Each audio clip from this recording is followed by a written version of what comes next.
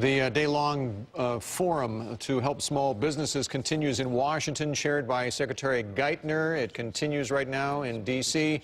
They're trying to find ways for small businesses to get the financing needed to grow their businesses and thereby grow jobs. And Secretary Geithner called on banks to get back to the business of lending. What we wonder is, has Obamonomics been good for small business to this point? Joining us with their respective views, Democratic strategist Chris Kofinas is back with us, and Chris Gunn is Director of Communications at the American Small Business League. Thank you both for joining us. Chris Kofinas, has Obamonomics been good for small business?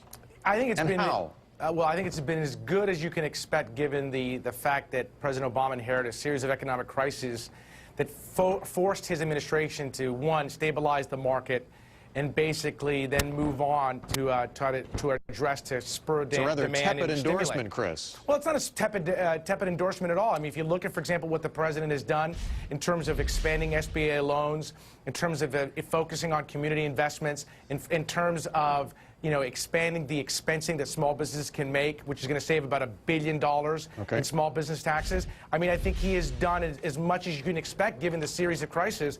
I think the criticisms are just kind of unfair. Chris Gunn, I'd like you to load up your bazooka and tell us, are you attending the event today? We're not attending the event today. And why is that?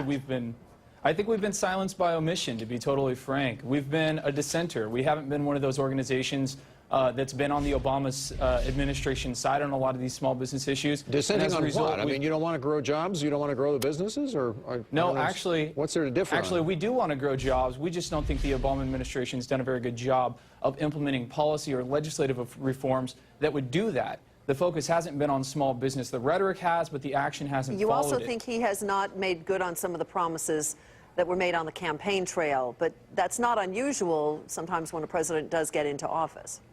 Well, when small businesses are the backbone of our nation's economy, they're responsible for more than 50% of our GDP. Some think up to 97% of net new jobs and 90% of innovation. Small businesses literally are the backbone of our nation's economy. Yeah, but I don't understand specifically what is the Obama administration not doing that you would have them do on, regarding small business?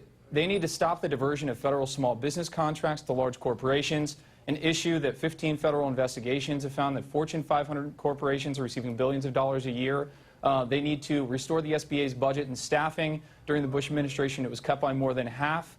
They need to implement the 5% set-aside goal for women-owned firms. Chris Kofinas? Those are just... I mean, I don't know about those specific positions, but I don't think that's anything there the Obama administration would necessarily disagree with.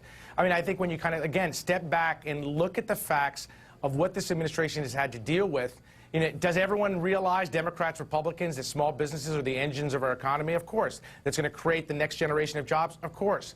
But in terms of both the stimulus from health care reform, both directly and indirectly, those are programs and initiatives that are going to help small businesses. And now I think when the president comes back from Asia, you're going to see another renewed effort to spur job growth. And small businesses are going to be a critical part of that. There's no doubt about that. Hey, Chris Gunn, I was surprised that you did not mention letting the tax cuts expire will hurt, two-thirds of that will hurt small business owners, and also health care, penalizing small businesses that have to offer it and don't. Well, let's talk about health care for a second. Small businesses spend about 18% more for health insurance that they offer their employees. I was going for the other Chris there. Chris Gunn, let him in one more time. No, Chris, and I appreciate your point, and I think that you're right. I mean, those are really pertinent issues, but when it comes to our perspective, we're looking at an issue that we think is up to $100 billion a year. That's $100 billion with a B, an issue that hasn't been addressed so far. During the transition period, Obama's transition team said that every $1 billion spent on federal infrastructure projects would create 40,000 jobs.